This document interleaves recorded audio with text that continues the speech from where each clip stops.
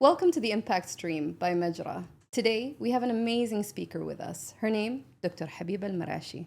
And as we always start, we'd like to start with our favorite question. What do you think is your greatest impact?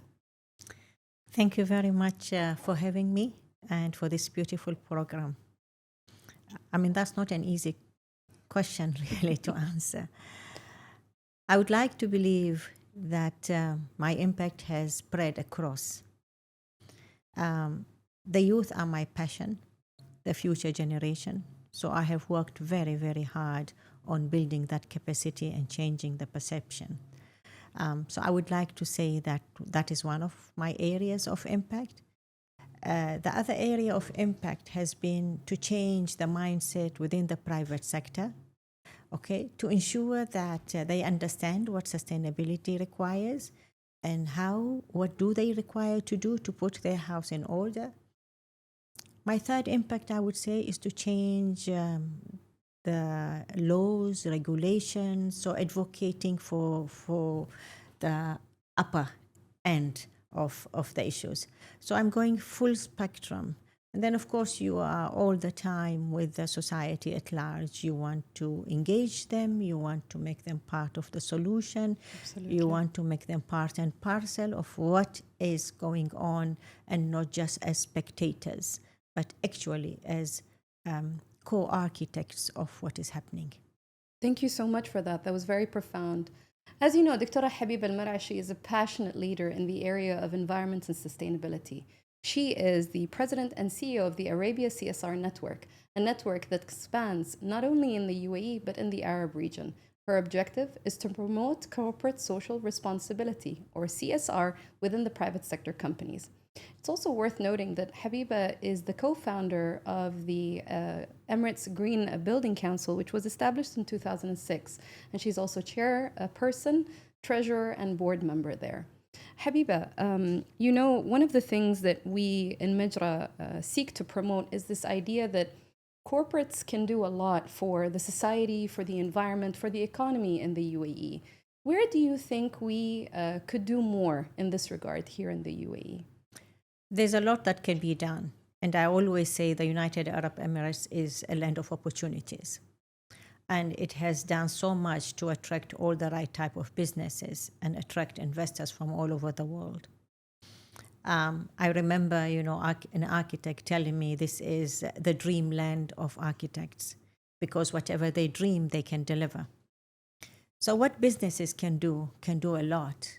For me, businesses are the dynamo that makes everything move. And this is a realization that came to me early on in my life when I started Emirates Environmental Group in 1991. To understand really the impact that businesses can have and the role that they can play in impacting the change. So you are engaging with the private sector in many areas and on different levels.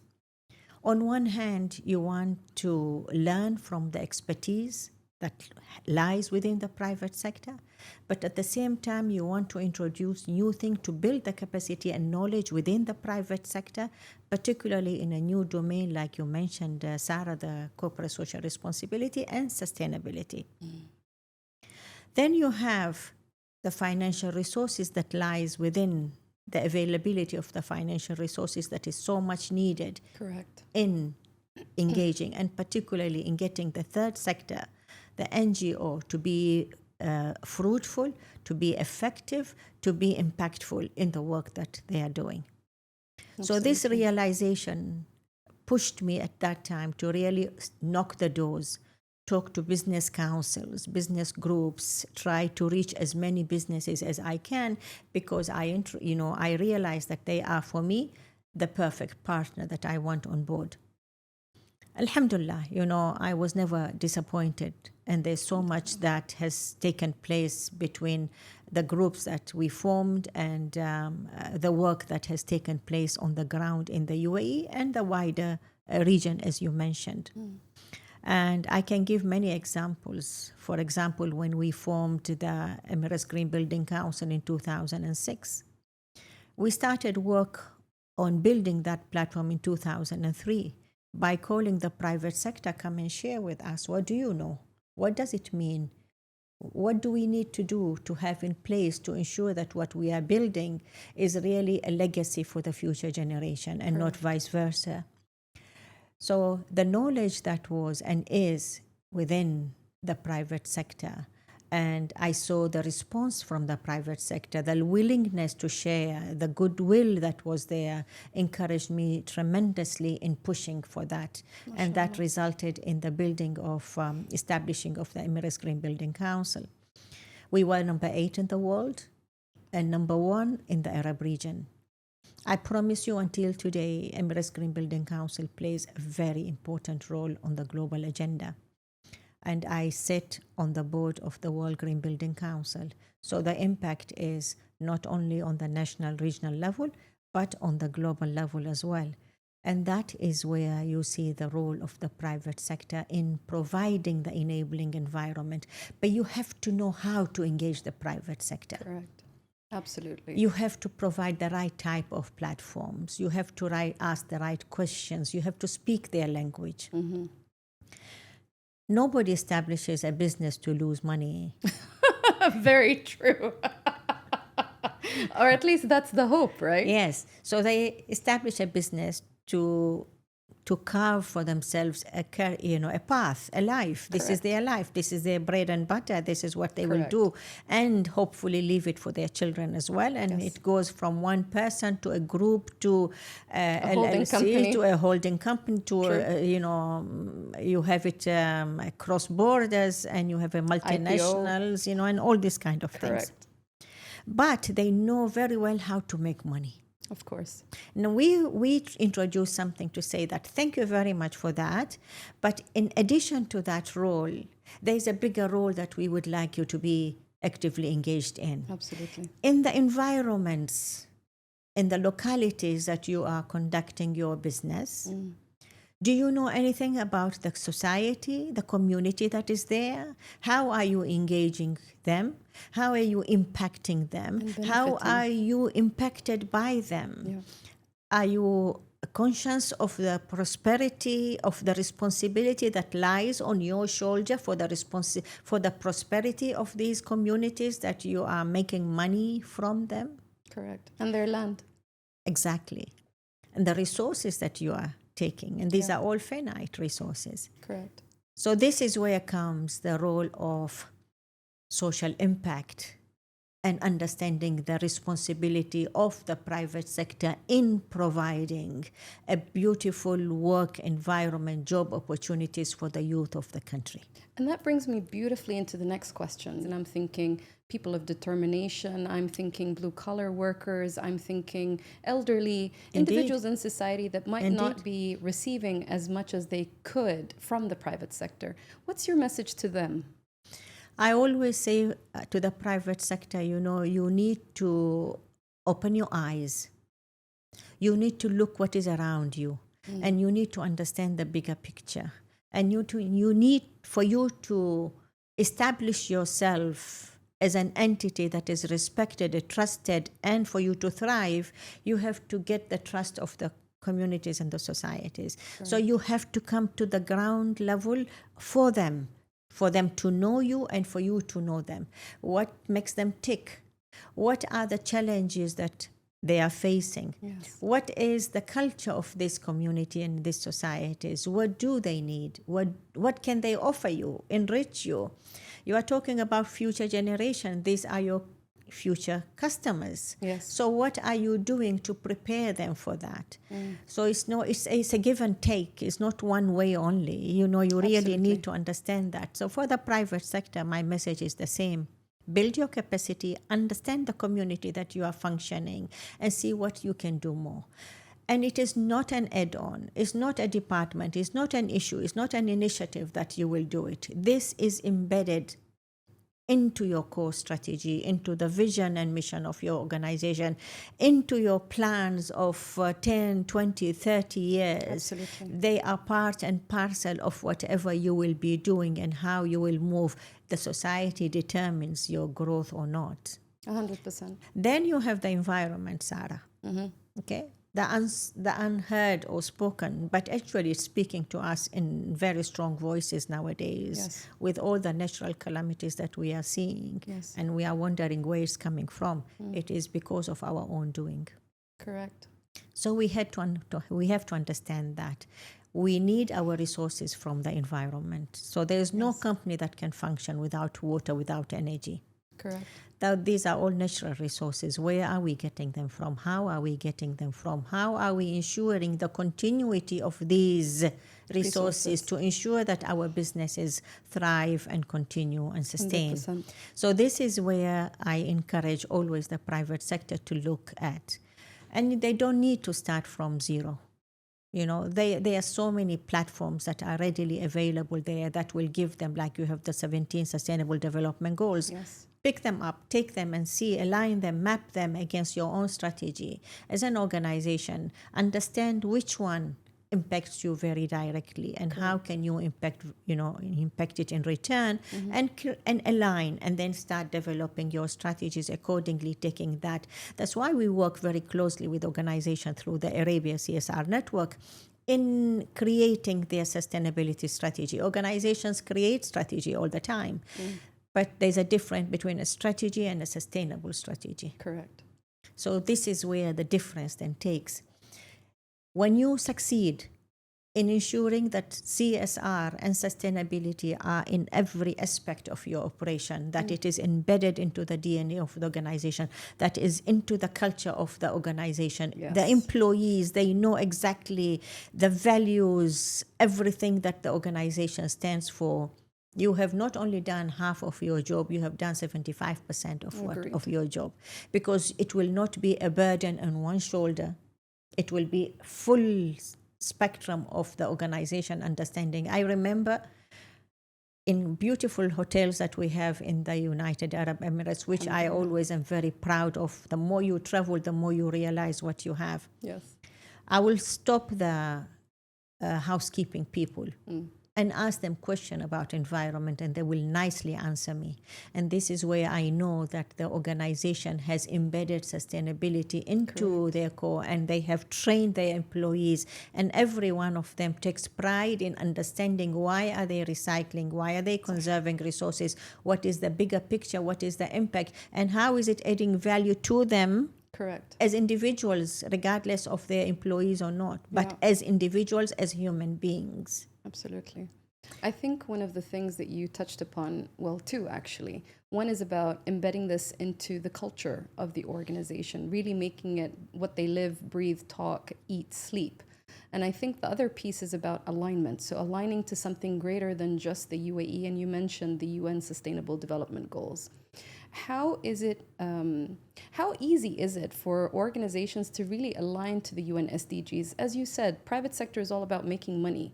We hear about the triple bottom line, where you're making money, you're making benefits to society, but you're also giving back. How do we create that formula for companies here in the UAE? That's a very good question. And it requires a lot of things, a lot of elements, ingredients to come together to ensure. Okay? Yeah. So you need first and foremost to have the enabling environment, the right type of laws, regulations. So you have the level playing ground. Okay. Then you have building the capacity and raising awareness and creating these public platforms where people are continuously being trained and and raising awareness and building their knowledge. Having really a foundation of good sustainability knowledge is very, very important. Agreed. Whichever part that employee is. That's why I always focus on building the capacity of the top management. First is very, very important. I agree. Because you can have the whole department knowing exactly what they are doing, but when they come to the top management and discuss as if they are speaking in an alien language that they is not understood, and because it is not understood, it is not appreciated, it is not comprehended, and it will not. On this point, yes. Give me a story of a leader that you have been you've partnered with, that really you've seen the impact change because that leader made the difference in that organization. If you don't want to mention the organization, you don't have to. No, I would love to mention the organization because they deserve it. Thank you. when you look at Dubai Electricity and Water Authority, and I hold the CEO at highest respect, His Excellency Saeed Al-Tayer. Yes. I have seen this gentleman and I have known him since 1990s. MashaAllah. When I was in the beginning of my journey at Emirates Environmental Group and him in his organization, I have seen how approachable, the humility, the willingness to learn and build, and as we move, and he's always approachable and he's always wanting the best for his organization, and he pushes. Yeah. So when we rolled, for example, the Arabia CSR and Sustainability Award in 2008, DIWA was the first government entity to apply for it, although I did not even have a government category at that time. Okay, applying was the main purpose, learning. Correct. Okay, and I remember, the first year, the second year, they were not the winners. And I would receive calls from the team to say, why didn't we win? Of course. I'm expecting that with the impact seal, but yes, I hear you. We are DIWA.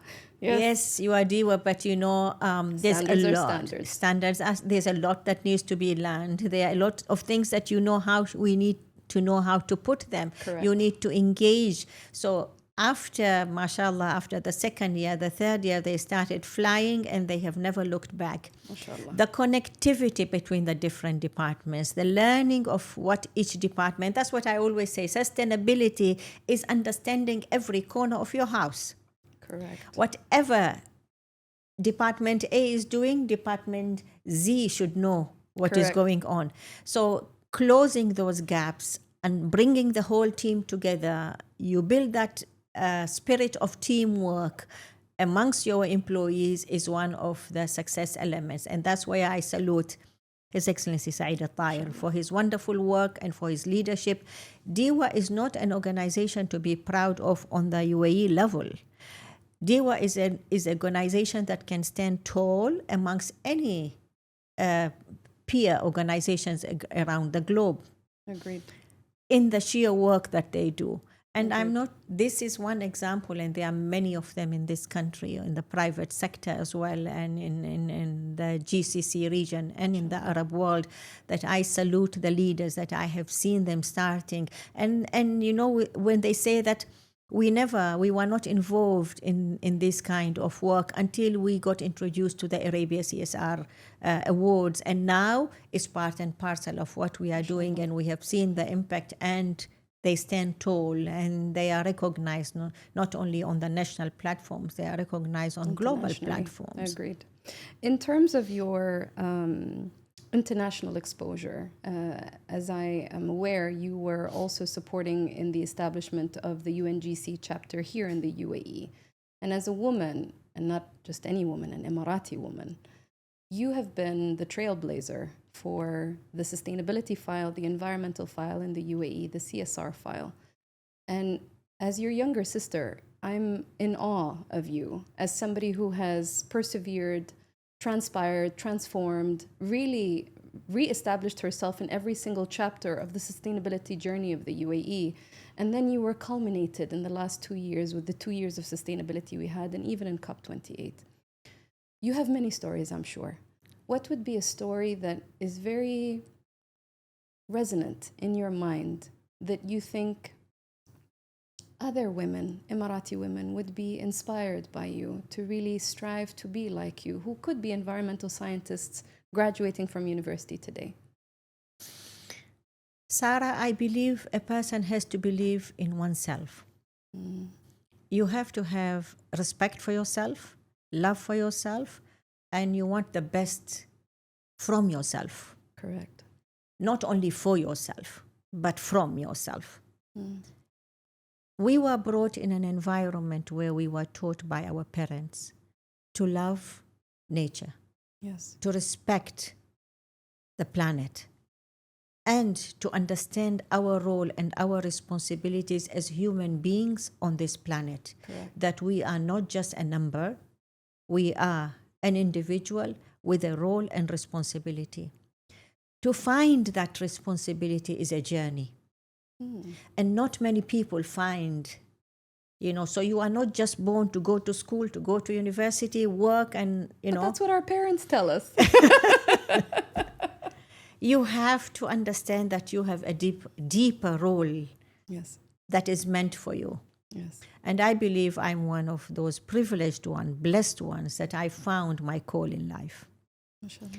In the environmental sphere, I've always been a person who is a people's person. I enjoy and I like giving, and I've always been very involved in my family, in my relatives, in doing things all the time. Yeah. But this was on a different level. Yeah.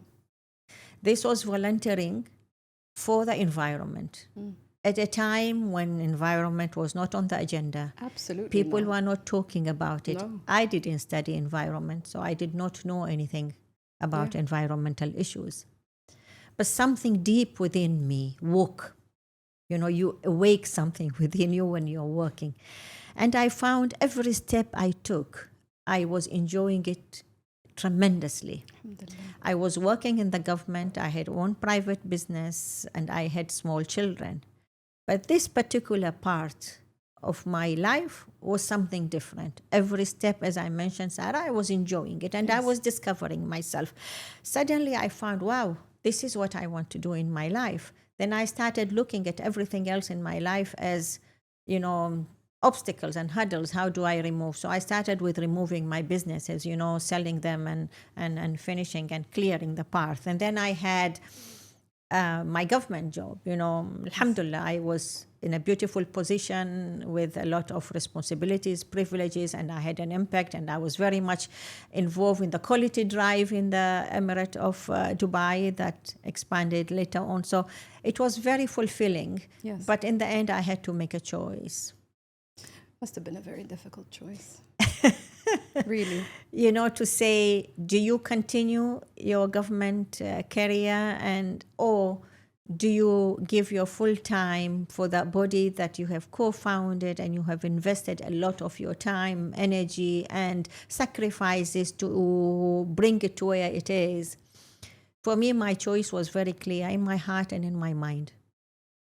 And I know at my time, whatever I was doing in the government as well was always the first and the this and that. So we carved a good path for fellow, Emirati ladies to continue that journey. Yes. So then I, freed my time for EEG, hoping that I will have more time, and staying in the, I will be in the office in the morning, and in the afternoon I will have family time.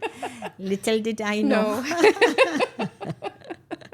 that I will be sometimes until midnight, and suddenly I will realize, wow, it is midnight because the shopping mall where my office was will close the lights.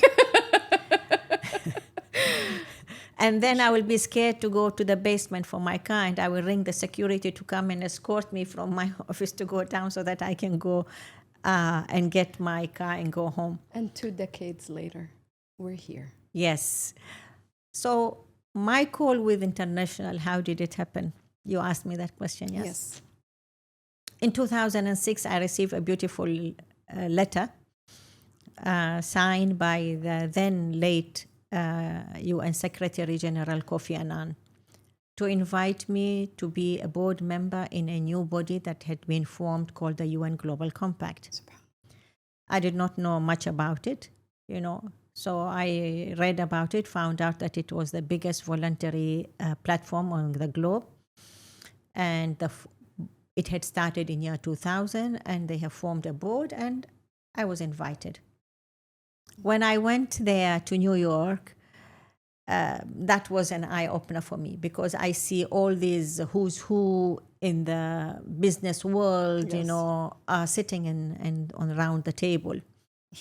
And I was the youngest, and I was, so I found myself, why am I here? You were also the only Arab female. Yes. Yeah. Arab and Muslim person there. Yeah. So I asked the question, how did you choose us? And the beautiful answer came that we chose each one of you on your own personal merit. So young lady, wherever you are, in any part of the world, we would still have chosen you. Because of the work that you are doing on the ground, in engaging and mobilizing the masses, the private sector, the academia, and all this. And this is what we want to create through the UN Global Compact. Amazing. So I ended up, alhamdulillah, serving 2 terms. I was one of the few that served 2 terms. Inshallah. Then I was tasked with establishing a network, because UN Global Compact functions through networks around the world, to establish a network for the UAE. But I ended up establishing a network for the GCC region. So when I joined in 2006, there was not even one single company that was a member of the UN Global Compact. When I handed over in 2015, there were 110 Inshallah. members, private sector, the strongest entities in the GCC region, oil and gas and petrochemicals, hospitality and everything. They were members of the UN Global Compact, playing an active role. So I think that answers as well your question in the beginning, the impact. Yes. And I'm so proud to say, after that, I was the only regional network around the globe. Yes. Because they were local networks. Yeah. And there was never again a regional network. So it was a unique platform that we have managed to create. So that was one of my first engagement on the global level. Then it went on global urban development, GRI, My Climate. And alhamdulillah, until today, all the time there are different platforms. At the moment, I am at World Green Building Council. I still have another privilege of being invited by the current UN Secretary General, Antonio Guterres, to be a board member of another global platform called Global Investors for Sustainable Development. It's an alliance of the biggest financial institutions and around the world. You are an absolute inspiration.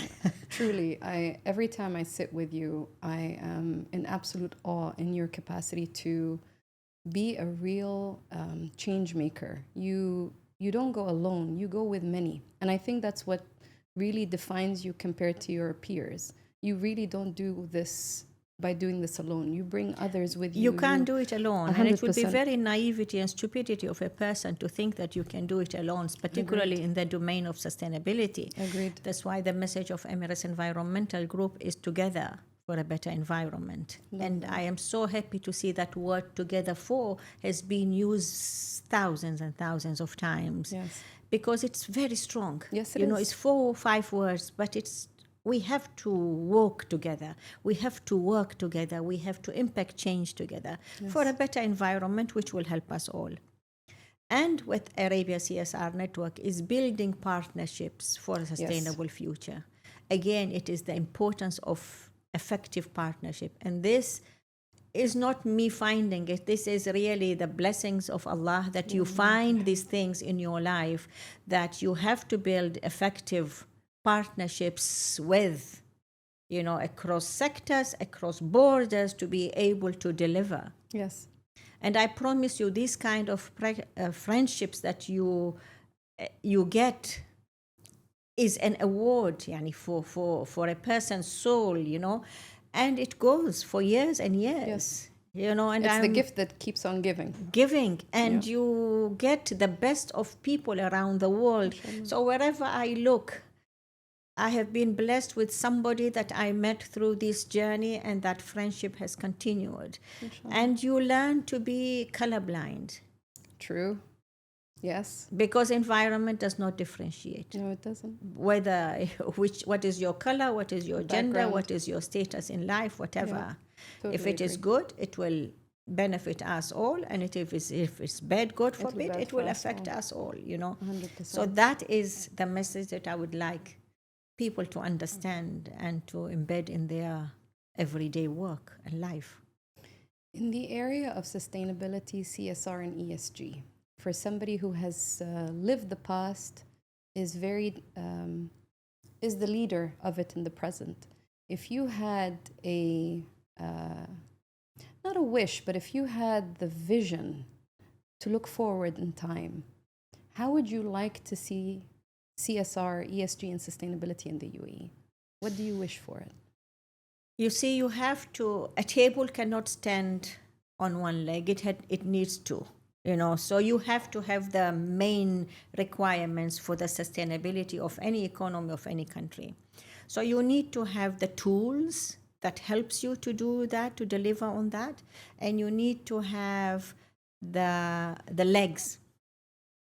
So in sustainability, you have corporate social responsibility, which is one of them. You have ESG, which is another part of it. Yes. And then you need to have the right types of laws and regulations to complement these. Correct. So these together, you have two that are voluntary, and you have one that is mandatory. Correct. You need to merge them together to have a success model that will help the private sector. Not only the private sector, mind you, Sarah, even the government organization needs to abide by the same requirements. Correct. Because today government Walk the talk. they have to, Yes. and they have to lead to earn the respect Of the private sector. of the private sector, so that the private sector can jump on board and can deliver. Where do you see the role of philanthropy in this? Because you describe the role of government, you describe the role of private sector. You mentioned that philanthropy benefits from the leadership of private sector in this field. But is there another role for philanthropy that we might not have explored? Absolutely. And that's why I say we have strategic philanthropy. And this is part and parcel of our culture. Yes, it is. In Muslims, Arabs, this is part of our culture. And you have these modern models that are alien to us, really, that philanthropy has no place. Philanthropy has got a big place. Correct. As a person who is pushing for CSR, I always say philanthropy is a part and parcel of what needs to be done. The companies that are taking on the model that philanthropy has no place in our business model are very much mistaken. Our forefathers lived that, Sarah, and we somehow got diverted from that. I will give you an example of the vessels that went pearl diving, and then they went to sell across to the subcontinent. So the captain would take few months to be on that journey, yes? And Correct. he would have at least 200 divers with him. Correct. Right? Yes. That person has got the responsibility of the lives and livelihoods of these 200 people. Souls. And their families on the ground that they've left behind. Correct. So according to our forefathers, according to our grandfathers telling us that the nokhada, we call them nokhada, The yes? captains of the ship, yeah. So that person would give the maintenance requirements of the families for 1 full year, just in case. SubhanAllah. Just imagine the responsibility, the understanding of the bigger picture and the role. So the families are well taken care of For the year. while he has taken the men of the house with him on his journey, and he's responsible for them for the whole duration of their trip. Correct. God forbid if one of them loses his life for any, in the dangers and challenges. Yeah. The captain of the ship, when he comes, he is responsible for the family for life. Yeah, SubhanAllah. Does any corporate do that today? So when they tell you that we did not know it, this is something new that has come to us from the industrialized part of the world, is not true. Yes, agreed. Actually, our fathers, our grandfathers lived that, the whole deep understanding of what corporate social responsibility is all about. Agreed. They did their business in a very clean manner. They never had any unclean money going into their business. So it was done with conscience, ethics, responsibility, transparency, and that is where it's sustained. Today you have businesses, family businesses here running into 3rd and 4th generation because the foundation was strong. Agreed. Strong statements, Dr. Habiba. Really, this has been an absolute pleasure to have you with us on the podcast. A lot to sort of unpack, a lot of information for private sectors to digest on. opportunities for growth, great stories about your history and what you've done in the last 2 decades with EEG, the Emirates Green Building Council, UNGC, and the chapter and the platform you created.